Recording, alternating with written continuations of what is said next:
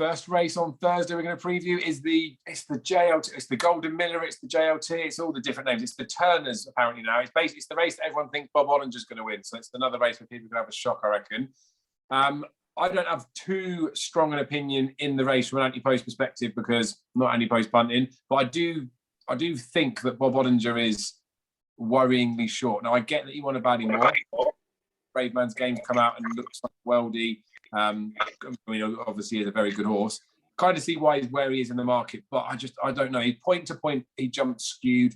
I don't think the fence is very big there. His chasing debut was a bit skewed as well. I just worry with Bob Ollinger that you get these horses that he's going to make a much better chaser. We talk about with every novice hurdler, and I don't know whether Bob Ollinger is going to progress over fences.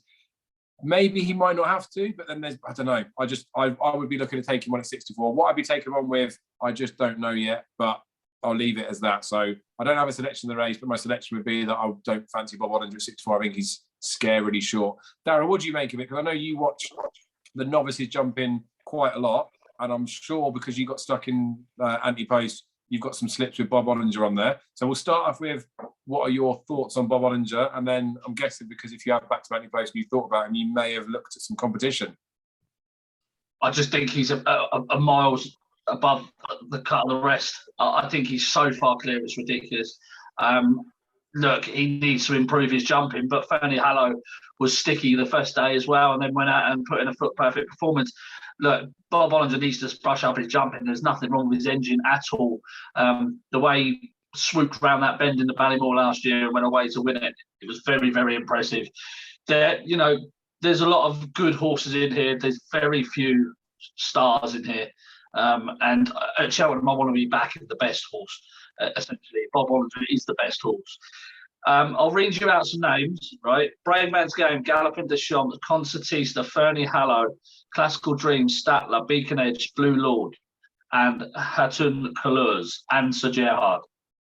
Do you know what those names are? They're in the first 10 of the betting behind Bob Ollinger, and none of them are running in this race. So, for all Bob does need to improve, he, at the moment, is probably facing the Home Presse, who won at Cheltenham from Venetia Williams the other day. Maybe Jungle Boogie, but we know he's got multiple options. Beacon Edge could probably come in here. Yeah. Capodanno's probably not going to come in here. Picardi's might come in here. Farouk Delin, Gaillard de Mesnil will be going up in trip. Master McShee, who he beat by 20 lengths. Like, where is the competition? It would be my question for him. As far as I'm concerned, this is one of the horses in these anti-post markets that should be even money or shorter, because he's just not got the depth in the race behind him that anything's going to come. And you're very unlikely going to get something coming out of the woodwork now that's going to be keen to take on Bob Ollinger, that's for sure. So for all, he does need to improve, and we do need to see him next time. My goodness me, there is not a lot in here to try and take him on. Now, obviously, things could change. So, Willie Mullins could think that Blue Lord and his colourful horse could win the Arkle, and he could want to send Fernie Hallow up in trip because he's already beaten Bob Ollinger previously, so he might want to do that.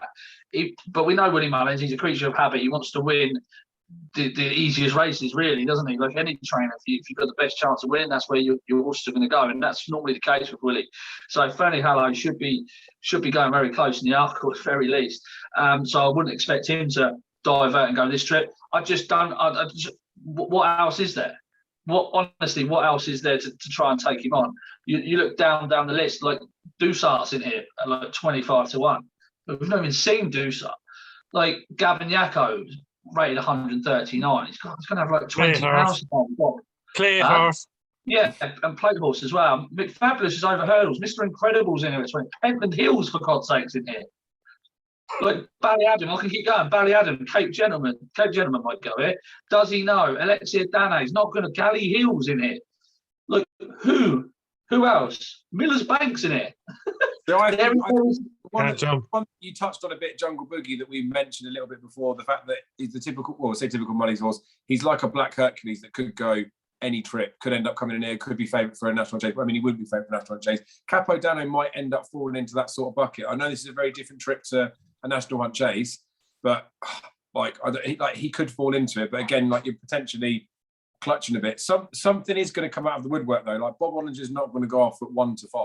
Something's going to be in there, and like you're saying, we would have definitely already seen it run. We just haven't probably seen the performance from them yet to do it, and it probably is only Jungle Boogie and Capo Dana that could really do something to do it. I just think I know what you mean. Like he could, because of the lack of depth, because he's won the Ballymore, and because he didn't do a lot wrong on that chase day. It's just going back to his point where he's skewed. Like I don't think he's ever going to jump straight, and he might get away with it, but Dave, he's had a point to point, and he's had one chase start on seasonal return. This is the Ballymore winner that was miles better than anything else. The only horse that could get it was Fernie Allo. But it's not over hurdles anymore, is it? Like horses are allowed to improve, and I said it with Envoy last year. I want to see horses making mistakes. I want to see how they get on with it. What I don't want to see is a horse skewing in more like in consecutive turns over fences. Like if he comes out next time and runs over fences and does not make a weird shape at any of his fences, then I've definitely got him wrong. And then happy days Bob Ollinger. And I sort of was against him over hurdles until he ran in that the Nace race before Cheltenham. But I just don't see him doing it. I cannot see Bob Ollinger jumping round like perfectly. And like he may not have to do it, but because like I couldn't get stuck at 64. Again, I go like the Fernie Hollow one.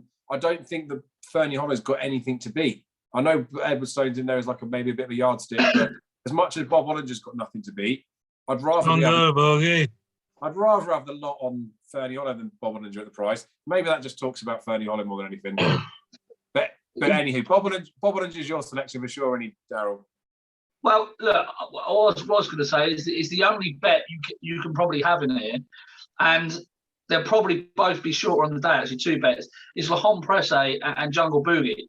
So if this lines up, they're probably going to be, 4 and 6 to 1. Maybe leave Hom Presse because he'll probably be a bigger price. Jungle Boogie looks the only real serious bet you could have. 10 to 1 each way. It's highly unlikely to be a frame if this field, is the one that gets cut down at the first declaration stage. So Jungle Boogie have a bet there, but oh my God, look, Bob Ollinger beat a subsequent Grade 1 winner by 19 lengths, Dave. Like he's levels above. Master Mitchie. Yeah, Master Mitchie. Yeah. He's levels above. I know. I'm like, he is like. It isn't just taking on for the sake of taking on. Like I genuinely, I genuinely don't think he's going to be as good over fences. But he's good. But the level that he might achieve over fences probably could be good enough to win this because he's scaring everyone away. But we'll see. Jamie, what's your thoughts on the race? I know we've shouted Jungle Boogie at the screen about 30 times. Well, I was impressed with Jungle Boogie. Turns to Dave, I was like, but no, I agree, Darryl. It's Bob Ollinger to lose. Do you know what I mean? It's really poor. Like, do you know what I mean? Like poor, but like it was poor last year with Envoy Ellen. Do you know what I mean? Like Century House, put it up in the King George. But no, it's Bob Ollinger to lose. Jungle Boogie. I was really impressed with Hom Presse the last day. Really impressed. But like it's going to beat Bob Ollinger. Not a hope. No. He's not going to be much shorter than 9 to 1 on the day, is he? No. Yeah. It's like I agree with you there. It's like it's going to be Bob Ollinger, even money, 9 to 1 the field. Yeah, agree. And the thing is with it, like obviously, like we're all definitely in agreement that Bob Ollinger would have to either they'd have to make a significant mistake or would have to be well below par to get beaten this. I do just think that there is potential for him to be below par because I don't think he's ever going to sort his jumping out. But I'm happy. Selection for me anyway, Dave, is Bob Ollinger. Bob Ollinger wins then. Right, we'll leave it as that.